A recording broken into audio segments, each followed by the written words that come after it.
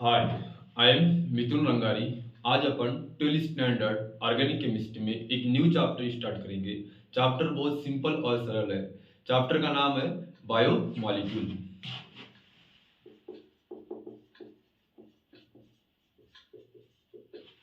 आज का first lecture है। आज के लेक्चर के मुताबिक बायोमॉलिक्यूल का इंट्रोडक्शन डिस्कस करेंगे, एज वेल एज बायोमॉलिक्यूल के अंदर जितने भी एग्जाम्पल बिलोंग करते सभी का अपन इंपॉर्टेंट जानेंगे। Now first we can see doing about what are the introductions about biomolecule। इसके वर्ड में इसका मीनिंग है। अगर इस वर्ड को अगर दो पार्ट में अगर अपन डिवाइड करते हैं तो फर्स्ट जो होता है बायो और सेकंड पार्ट जो होता है that is the molecule. Bio का मीनिंग होता है living, also known to the organism, और मॉलिक्यूल का मीनिंग होता है केमिकल। जो लिविंग होते हैं ये डिफरेंट फॉर्म में होते हैं। लिविंग प्लांट के फॉर्म में हो सकता है, लिविंग आइदर एनिमल हो सकता है, एंड लिविंग माइक्रो ऑर्गेनिज्म भी होता है। जितने भी लिविंग होते हैं all the living is made up from the cell, and cell से बने हुए लिविंग अपने आप को लाइव रखना चाहते, अपने आप को सर्वाइव करना चाहते हैं। तो सेल को लाइव रहने के लिए सेल के अंदर बेसिक लाइफ प्रोसेस परफॉर्म होती है। Basic life process taking place in a cell, then cell become to live. जो बेसिक लाइफ प्रोसेस सेल के अंदर होती है उनमें से फर्स्ट प्रोसेस होती है that is the growth. Second process जो होती है that is the reproduction. Third process होती है रेस्पिरेशन। फोर्थ प्रोसेस होती है that is the response. Then next process जो परफॉर्म होती है that is the metabolism, also known to the digestion and excretion. इतने प्रकार की प्रोसेस सेल के अंदर परफॉर्म होने से सेल लाइव रहती है और सेल सर्वाइव करती है। ये प्रोसेस सेल के अंदर परफॉर्म होने के लिए सेल को एक एनर्जी की जरूरत गिरती है। All the process taking place inside the cell need to the energy, need to the energy के मुताबिक ये प्रोसेस परफॉर्म होती है। अब सेल को एनर्जी कहां से आती है? सेल उस समय फूड को ईट करता है। they provide the energy to the cell from food। Okay, तो फूड ही सेल को एनर्जी क्यों प्रोवाइड करता है? क्योंकि फूड के अंदर आपको अलग अलग प्रकार के केमिकल प्रेजेंट दिखेंगे। The food its have the different kind of chemical present, that's why to provide the energy to the cell. और जो फूड के अंदर केमिकल होते हैं उन केमिकल को ही अपन अल्टीमेटली बायोमॉलिक्यूल इंडिकेट करेंगे। The chemical found inside the food are indicate for the biomolecule. जो फूड के अंदर बायोमॉलिक्यूल होते हैं उनमें से first biomolecule that is the carbohydrate. Second carbohydrate होता है। अब इसका अपन एक इंपॉर्टेंट जानते हैं। तो फूड के अंदर कार्बोहाइड्रेट प्रेजेंट होने से फूड के अंदर कार्बोहाइड्रेट से नंबर फर्स्ट ये एनर्जी सप्लाई करता है,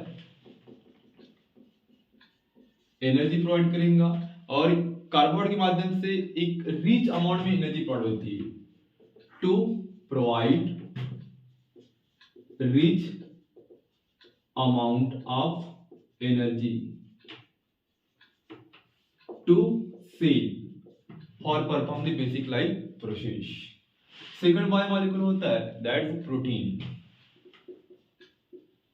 ये भी एक इंपॉर्टेंट बायोमॉलिक्यूल है। प्रोटीन के मुताबिक ग्रोथ होती है। Protein are responsible for the growth of living. Living की ग्रोथ करने में इसेंशियल होता है ग्रोथ ऑफ लिविंग। इसके अलावा इसके काफी डिफरेंट काइंड के फंक्शन भी होते हैं। अगर आप एनिमल की बात करते तो एनिमल का जो स्किन का फॉर्मेशन होता है, मसल का फॉर्मेशन होता है, हेयर हो गया, नेल्स हो गया, टिश्यू हो गए, ऑल द बॉडी के मैक्सिमम पार्ट प्रोटीन से क्या होते हैं? डेवलप होते हैं। The formation of skin, muscle, hairs, nails, tissue,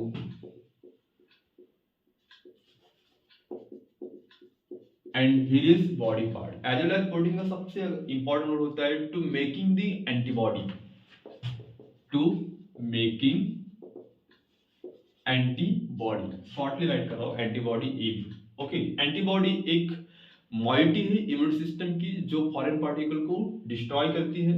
okay, तो ये एंटीबॉडी ही प्रोटीन से बनती है, again to responsible making of the antibody. Even हमारे बॉडी के अंदर काफी डिफरेंट टाइप के हार्मोन होते हैं, उनमें से कुछ हार्मोन प्रोटीन से बनते हैं, again to formation of hormone.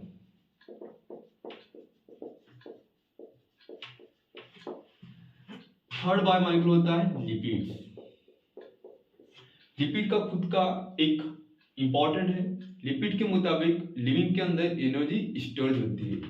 The lipid are responsible for storage the energy. और हमारे बॉडी के अंदर काफी बहुत से ऐसे हार्मोन होते हैं जो लिपिड सोलुबल अथवा लिपिड से बने हुए हार्मोन होते हैं। Again to lipid are responsible to making of the hormone.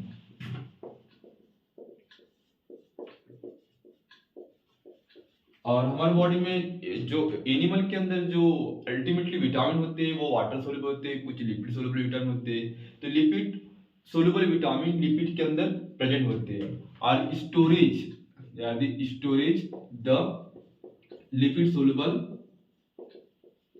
Vitamin they are the function about for the lipids. Fourth जो बायोमॉलिक्यूल होता है that's the very important, that is the vitamin. Vitamin food के अंदर present होता है। Vitamin के माध्यम से सेल को एनर्जी प्रोवाइड नहीं होती, लेकिन विटामिन के थ्रू हमारे बॉडी में काफी डिसीज होने से प्रिवेंशन होता है। अगर लिविंग ऑर्गेनिज्म को विटामिन की डिफिशियंसी क्रिएट होती है तो लिविंग को काफी डिसीज क्रिएट हो सकते हैं। तो prevent from various disease, prevent from various disease. Okay, बहुत से डिसीज होने से क्या करता है, बचाव करता है। नेक्स्ट बायोमॉलिक्यूल होता है that is the enzyme. Living organism के अंदर फूड इंटर होता है और फूड को डाइजेस्ट करने के लिए मेटाबॉलिज्म प्रोसेस परफॉर्म होती है। और मेटाबॉलिज्म प्रोसेस के अंदर काफी डिफरेंट टाइप की केमिकल रिएक्शन होती है। और केमिकल रिएक्शन परफॉर्म करने के लिए बायोकैटालिस्ट मींस एंजाइम की जरूरत होती है। एंजाइम के मुताबिक मेटाबॉलिक प्रोसेस परफॉर्म होती है और एंजाइम और रिएक्शन का रेट इंक्रीज करता है। Enzyme are responsible to perform metabolic process as well as act as biocatalyst।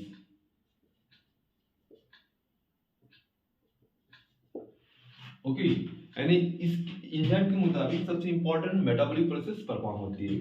The next biomolecule that's very important that is nucleic acids. Nucleic acid एक basic और simple biomolecule है। ये दो प्रकार का हो सकता है, that is deoxyribonucleic acid and ribonucleic acids. Okay, nucleic acid का सबसे बड़ा इंपॉर्टेंट रोल बायोमॉलिक्यूल के अंदर जो अपन अभी डिस्कस करेंगे। तो नंबर फर्स्ट, न्यूक्लिक एसिड से सेल का न्यूक्लियस फॉर्म होता है। Nucleic acid are responsible making of the nucleus of cell. जब सेल का न्यूक्लियस बनेगा तो इसका फिर बाद में मेम्ब्रेन डेवलप होंगी, साइटोप्लाज्म डेवलप होगा और एक सेल बनेगी। कहने करते मेरा ये है कि फर्स्ट टू सेल डेवलप होने के लिए सेल का न्यूक्लियस डेवलप होता है, उसके बाद सेल कंप्लीटली डेवलप होती है और इन्हीं सेल से लिविंग का फॉर्मेशन होता है। तो अपन ये डिस्कस करेंगे, nucleic acid are responsible to formation of living. Its help to formation of living. Okay, again it help to develop the nucleus. It help to develop the nucleus. Okay, और nucleic acid के अंदर genetic informations form होती है अथवा genetic informations वहां पे present होती है। Again to responsible to explain the inheritance mechanism. Its have genetic information and responsible for the inheritance। Nucleic acid की डिफिशियंसी होने से काफी जेनेटिक डिसीज भी क्रिएट हो सकते हैं। Another biomolecule that is the hormone. Living organism के hormones, living organism के अंदर जो हार्मोन कुछ वाटर सोल्यूबल होते हैं, कुछ वाटर इनसोल्यूबल होते हैं। Hormones one of the important biomolecule responsible for to regulate the growth of body, regulate the growth of living organism. अभी जो अपन डिस्कस की कि बायोमोलिक्यूल क्या है और बायोमोलिक्यूल के कितने एग्जाम्पल है, और हर किसी एग्जाम्पल का अपन यहाँ पे इंपॉर्टेंट डिस्कस किए। इस सब डिस्कस करने के बाद इसमें एक कंक्लूजन निकलता है कि बायोमोलिक्यूल की एक बेसिक प्रिंसिपल, यानी इसकी अपन डेफिनेशन की बात करते हैं। तो ये जितने भी बायोमोलिक्यूल है, कार्बोहाइड्रेट हो गया, प्रोटीन हो गया, लिपिड्स हो गया, विटामिन हो गया, एंजाइम हो गया, न्यूक्लिक एसिड, हार्मोन। ओके, ये बायोमोलिक्यूल का जो सोर्स होता है ये लिविंग से सोर्स होता है, किसी लिविंग से इसका ऑप्शन होता है, और ये बायोमोलिक्यूल किसी लिविंग से प्रोड्यूस हो चुके हैं। और लिविंग से जो भी मॉलिक्यूल फॉर्म होता है उसको बोलते हैं अपन ऑर्गेनिक मॉलिक्यूल, क्योंकि लिविंग का दूसरा नाम होता है ऑर्गेनिज्म। तो बायोमोलिक्यूल एक ऑर्गेनिक मॉलिक्यूल है, एक ऑर्गेनिक केमिकल है। केमिकल तो बहुत डिफरेंट टाइप के होते हैं, कुछ इनऑर्गेनिक केमिकल होते हैं और कुछ क्या होते हैं, ऑर्गेनिक केमिकल। तो मैं यहाँ पे सिंपल एक डेफिनेशन राइट कर रहा हूँ, थोड़ा आपको जजमेंट करना पड़ेगा। यहाँ पे अपन छोटी सी जगह में एक सिंपल सी एक डेफिनेशन बनाएंगे, biomolecule. Biomolecule is a organic chemical, is a organic chemical